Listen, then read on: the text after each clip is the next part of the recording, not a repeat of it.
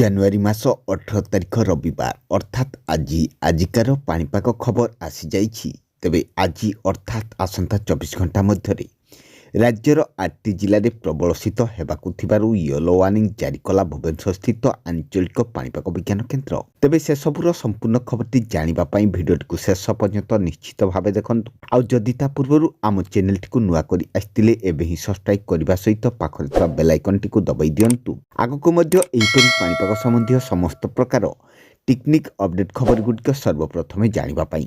ତେବେ ଆସନ୍ତୁ ନଜର ପକାଇବା ଆଜି ପ୍ରବଳ ଶୀତ ପାଇଁ ରାଜ୍ୟର କେଉଁ କେଉଁ ସବୁ ଜିଲ୍ଲାଗୁଡ଼ିକୁ ୟେଲୋ ୱାର୍ଣ୍ଣିଂ ଜାରି କରିଛି ପାଣିପାଗ ବିଭାଗ।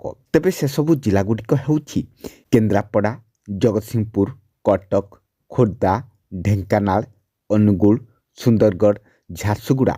ଏହି 8ଟି ଜିଲ୍ଲାରେ ପ୍ରବଳ ଶୀତ ହେବାକୁ ଥିବାରୁ ୟେଲୋ ୱାର୍ଣ୍ଣିଂ ଜାରି କରିଛି ପାଣିପାଗ ବିଭାଗ।